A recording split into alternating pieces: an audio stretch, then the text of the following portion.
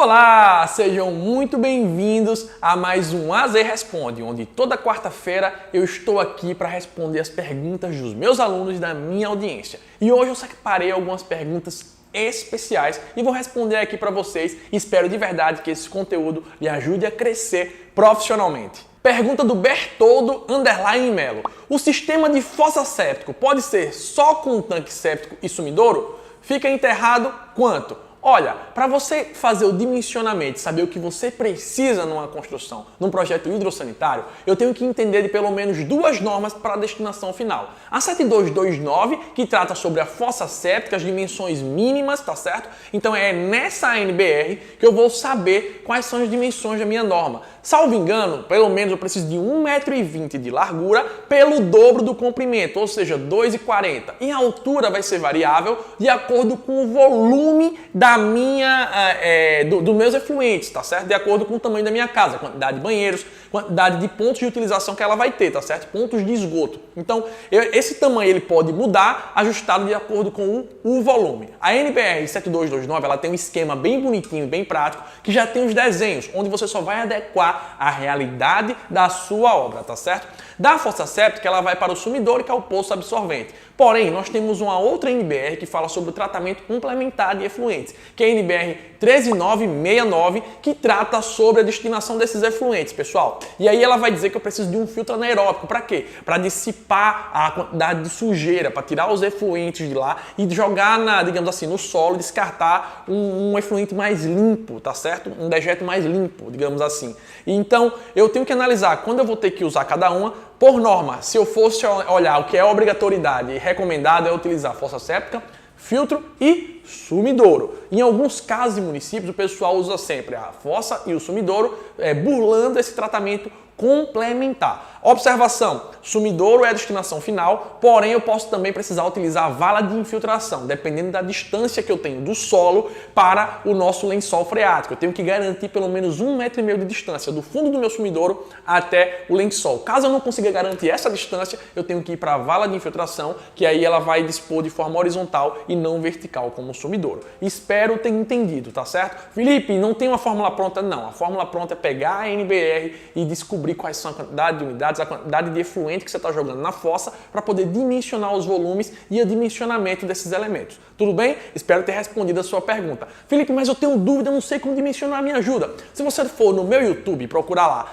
teste de infiltração do solo, eu tenho uma aula explicando na prática a fossa, o sumidouro e fazendo todo o dimensionamento com uma das planilhas que eu desenvolvi. Então, se você não viu esse vídeo ainda, você está perdendo um baita de um conteúdo. Tranquilo? Vamos lá para a próxima pergunta.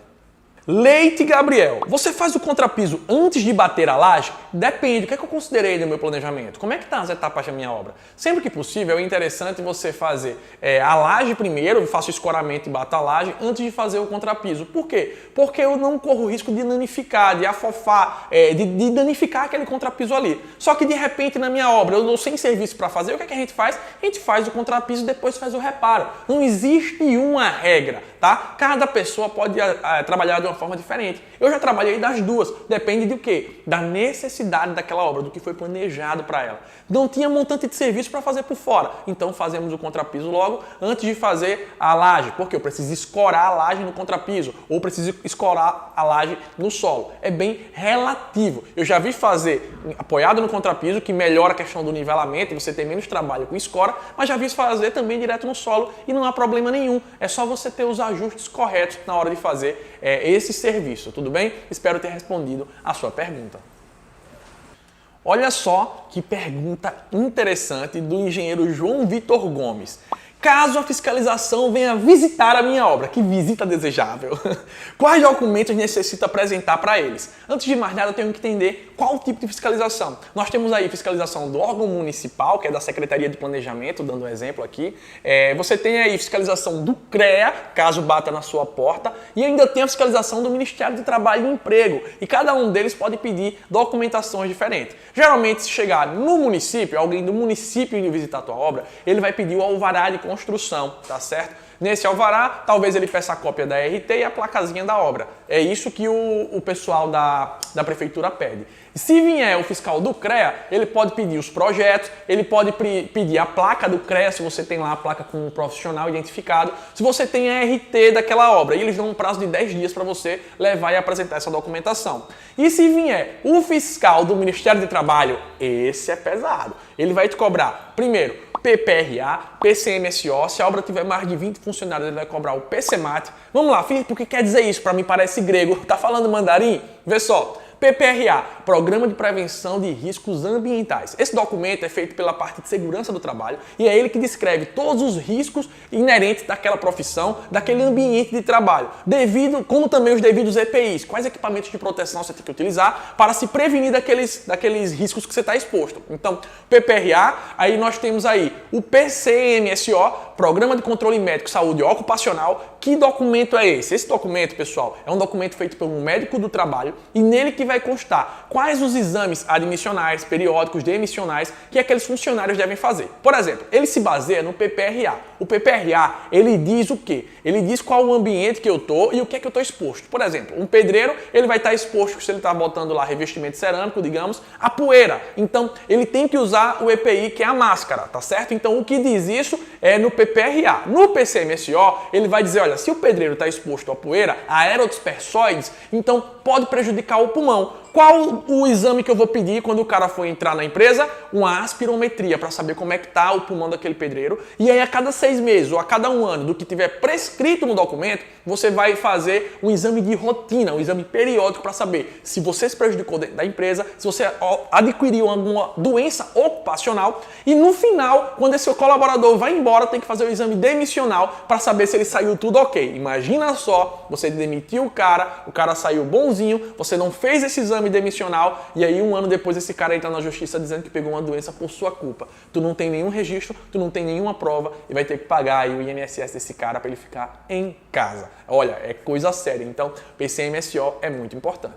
O PCMAT, ele contempla tudo que tem o PPRA, tá certo? Só que ele é um documento exclusivo da Constituição Civil. E ele não é só de caráter de segurança do trabalho. Ele tem um caráter também administrativo, dizendo o pico máximo de funcionários, a data de término, o layout, os equipamentos de proteção coletiva, o que é que vai ter na bandeja, quais são os guarda-corpos. Então esse documento é para o pessoal do Ministério do Trabalho. Além dos documentos práticos que ele vai pedir, registro do funcionário, a gente chama de dossiê, que é a documentação com contrato, com carteira assinada, enfim, diversos outros documentos que o Ministério do Trabalho chega e pega. E aí você tem que ter cuidado, que se ele te der uma canetada, é auto de infração, e auto de infração custa caro. A gente levou no Eric Ferraz 63 mil, salvo engano, de auto, ou 67 mil de autos de infração, ou seja, de multa. Graças a Deus que era uma obra de 28 milhões, você tinha como diluir essas multas. Imagina levar essa mesma multa numa obra de 150 mil.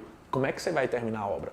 Deu para sacar aí? Então fica atento, fica ligado nessas documentações, porque isso pode decidir se você vai ter prejuízo ou se você vai quebrar a sua empresa. Vitor Marques, o workshop vai ter certificado? Não, não vai ter certificado. Nesse workshop, nosso público é quem quer ganhar dinheiro, quem quer entrar no mercado, quem quer crescer. E o melhor reconhecimento é terminar esse workshop já pegando seus primeiros serviços. Certificado estava trazendo muita gente desinteressada, gente que só queria horas. E eu não quero essa galera, eu não quero números, não quero quantidade de pessoas assistindo o workshop. Eu quero quantidade de pessoas que assistiram o workshop, pegaram o serviço, ganharam dinheiro e transformaram de vida, assim como aconteceu comigo e diversos outros profissionais. Centenas, por que não dizer milhares de profissionais que já participaram e hoje têm resultados devido ao workshop. Esse workshop, ele é uma verdadeira transformação de carreira. Então, se você quer aprender a como ganhar, a como pegar serviço, como ganhar cliente, como ganhar dinheiro, como pegar suas primeiras obras, como diminuir o custo e aumentar a sua lucratividade, aí você está no lugar correto. Se você quer certificado, eu até brinquei, já fiz uma postagem, vai no site da FGV e tem um monte de curso gratuito que gera certificado, que gera horas. E nada de errado com isso, também são muito bons. Mas esse aqui é voltado para o mercado, é voltado para a oportunidade, é voltado para ganhar dinheiro com engenharia, e tá certo? E fazer a engenharia botar o pão na sua mesa. Adams.Junior7, ele perguntou o seguinte: algum cliente seu já te questionou sobre seus métodos através do seu Instagram?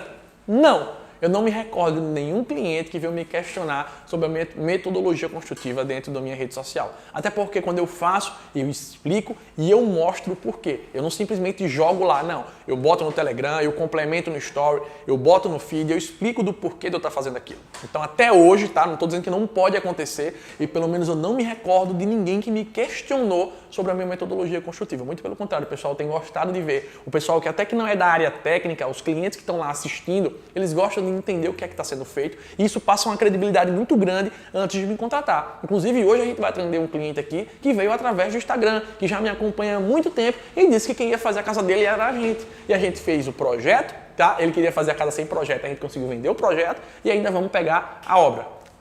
Viana Emily perguntou o seguinte: como fazer para aprender sobre estruturas? Fazendo, testando.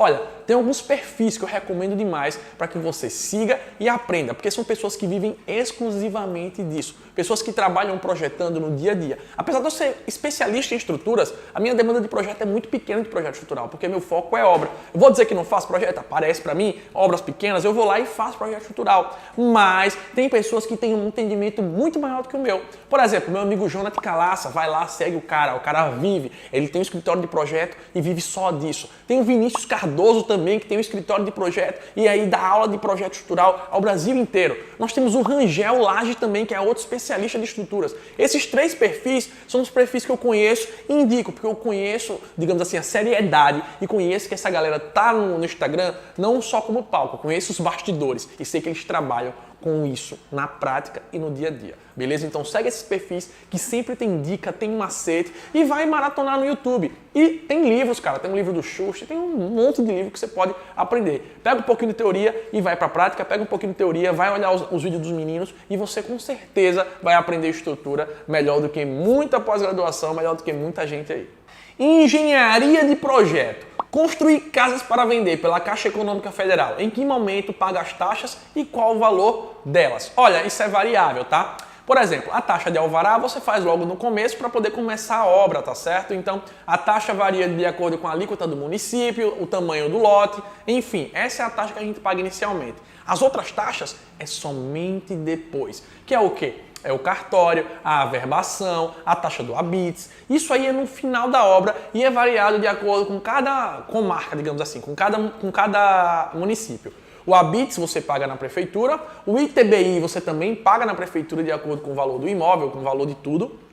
E as taxas da Caixa Econômica, quem paga, você vai acordar com o seu cliente se vai ser pelo cliente ou se é você, construtor, que vai pagar. Aí você tem que ir no cartório, você vai pagar um valor variável de acordo com o tamanho da casa e o metro quadrado construído. Por exemplo, agora eu paguei em torno de R$ 1.600 na última casa. Lá em Marechal, que é um município totalmente diferente, era basicamente o mesmo tamanho de lote, mesmo tamanho de edificação, lá foi R$ 2.600. Então tem essa variação. Só que o que é importante dizer para você, as taxas eu só pago no final do processo. Quando eu tiver para fazer tudo no cartório, quando eu tiver para fazer junto com a Caixa Econômica, pagar a engenharia, que é R$ 750, para a engenharia ir lá fazer a visita e avaliar meu imóvel. Então todas as taxas são pagas no final, mas isso aí é variado.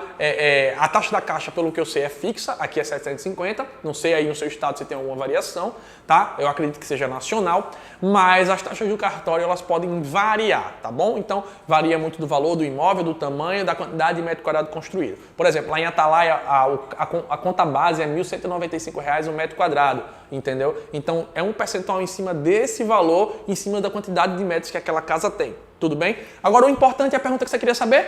No final do processo é que você vai se preocupar em pagar. Diferente da aquisição de terreno e construção, onde eu tenho que pagar mensalmente, já vem descontada aí a medição do engenheiro que vai lá fazer o processo, que vai lá na obra, onde a gente tem que começar a pagar um seguro, onde você tem que pagar algumas documentações antecipadas no cartório, tá certo? Pagar algumas taxas antes, algumas taxas desse processo de construir para vender, eu só pago essas taxas no final, tudo bem? Engenheiro Bernardo Rabelo. Como percebo que o empreiteiro está me enrolando? Quando ele não está seguindo o meu planejamento. Eu não contrato o cara de forma aleatória e boto ele para fazer a obra para ele dizer como ele vai fazer. Eu que digo como é que ele tem que fazer a obra. Então, se eu começo a fazer minha linha de balanço, se eu começo a colocar no papel o que é que ele tinha que produzir durante a semana e ele não está produzindo, troca, velho. É que nem sapato, não tá servindo, bota em outro canto, contrata outra pessoa. Óbvio que ele pode ter N motivos, que pode ser culpa de falta de material, e você tem que analisar por um todo. Pô, aconteceu uma chuva que não estava esperada naquele determinado mês. O cara não tem culpa, então eu tenho que saber dosar, eu tenho que saber ter o olhar clínico. Agora, óbvio, é cobrar do cara para ele sempre entregar mais do que prometeu, sempre superar as expectativas. Se você percebeu que está macetoso, que dava para fazer mais, começa a cobrar, começa a incentivar. Primeiro você usa técnicas de gestão para aumentar a produtividade. Se chegou no máximo dele e ele não está atendendo a sua expectativa, ao que você tinha planejado, aí a gente tem que trocar de equipe, tem que aumentar a equipe, enfim. Quando a gente percebe que o cara realmente está macetando, que não quer dar conta, a gente troca, bota para fora. É melhor parar a obra uma semana procurando outro empreiteiro, procurando outra mão de obra, do que estar continuando com alguém pagando sem produzir, tá? Então é a coisa mais certa do mundo. Não cumpriu? Para fora. Engenheira Vitória. Quando você fala sobre fazer obras para a Caixa sem dinheiro, no caso o cliente que irá bancar, sim, vamos lá. Quando eu falo que dá para você começar sem dinheiro, eu tenho que primeiro explicar que existem duas modalidades muito comuns e as que eu atuo. A primeira é aquisição de terreno e construção e a segunda é construção de imóvel novo, aquisição de imóvel novo. Essa aquisição de imóvel novo é quando eu, Felipe, construtor, pego o meu dinheiro, compro um terreno, construo um imóvel e coloco à venda. O meu cliente que está procurando um imóvel novo, ele vai lá e compra o meu imóvel financiado pela Caixa. Nessa modalidade, eu como construtor, eu tenho que desembolsar e fazer a obra para poder vender. É como se o cara fosse no mercado e dissesse, eu quero uma casa. Ele procura o construtor e compra a casa já pronta. Já na segunda modalidade, onde eu estou trabalhando com aquisição de terreno e construção, a construção financiada, o que é que acontece? Eu sou o construtor, o cliente me procura para fazer a casa e aí o que é que acontece? A Caixa financia 80% da construção. Os outros 20% quem tem que arcar é o cliente. Então o cliente vai negociar comigo como é que ele vai pagar para eu dar andamento àquela obra. Um exemplo, a obra de 100 mil, ela vai ter 80% pago pela Caixa e 20% pago pelo cliente, desconsiderando que ele tenha subsídio e FGTS, só para ficar uma conta redonda. E o que é que acontece? Para começar a obra, eu peço ao meu cliente o valor que ele daria os 20% e eu inicio a obra e as medições subsequentes são pagas pela Caixa Econômica Federal. Existem algumas peculiaridades aí, mas é basicamente isso. Eu, como construtor, não preciso ter dinheiro. Quem tem que ter o dinheiro é o cliente. Mas o meu cliente não tem dinheiro, Felipe. Cara, é muito mais fácil ele arrumar 20 mil do que 100. Ele pode pegar a linha de crédito em uma loja de construção, comprar material no cartão para poder fazer a primeira medição. Vamos lá, eu tenho um funcionário para fazer a limpeza do terreno, para fazer a escavação, eu só pago ele depois de 30 dias, só pago ele no dia 5, digamos assim. Então eu tenho um mês de mão de obra rodando para solicitar aí da Caixa a medição. E aí, se faltou material, o cliente compra no cartão, o cliente compra em uma loja de construção, porque ele vai ter prazo para pagar, que é justamente, gente, o que está demorando para entrar o meu dinheiro da medição para poder continuar, tá? Ele vai pagar parcelado para os credores dele, digamos assim, para onde ele comprou, e eu vou continuar com a obra normalmente. Existem várias possibilidades, passar no cartão, tem construtora, eu tenho máquina de cartão aqui para o pessoal passar o cartão, caso queira pagar projeto, o que for. Existem várias formas de ele pagar essa entrada. O importante é que eu não preciso ter dinheiro, eu preciso ter uma solução financeira para o meu cliente para que ele consiga realizar o sonho da casa própria. Entendido? Então você não precisa de dinheiro. Engenharia de projeto.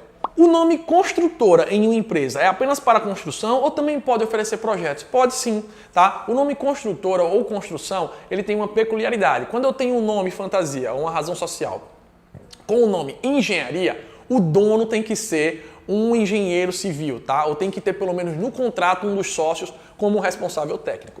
Quando eu coloco como construção, não necessariamente o dono tem que ser um engenheiro. Ele pode ter um engenheiro no quadro técnico dele, tá certo? Então é muito interessante lembrar disso. Mas o fato de ter lá construção não significa nada. O que significa para mim é o que vai estar nos QNAEs, que é o Código Nacional da Atividade Econômica. Dentro do QNAE está lá construção de edifícios, manutenção de vias públicas, serviços de engenharia especializado. Então, dentro dessas atividades é que são geradas as notas fiscais e aí é que eu preciso saber o que é que eu posso emitir nota ou não. Então, na dúvida, consulte um contador, mas não quer dizer nada a razão social. Só tem que se atentar. Se eu botar engenharia no nome, eu tenho que ter um profissional como responsável dentro do contrato social. Se eu botar construção, qualquer pessoa pode ter esse tipo de empresa, tá certo? Mas para poder emitir a RT ou para poder começar a fazer serviço de engenharia, lá tem que ter um engenheiro como responsável técnico registrado no CREA. Tudo bem? Espero que vocês tenham gostado do AZCast de hoje. Estou muito feliz, foi muita pergunta bacana. E aqui, se você gostou, deixa a sua pergunta aqui. Toda terça-feira eu boto um quadrinho e é muito importante que vocês façam as perguntas para que eu possa trazer o conteúdo para vocês e responder. Tudo bem? Fiquem com Deus e até mais!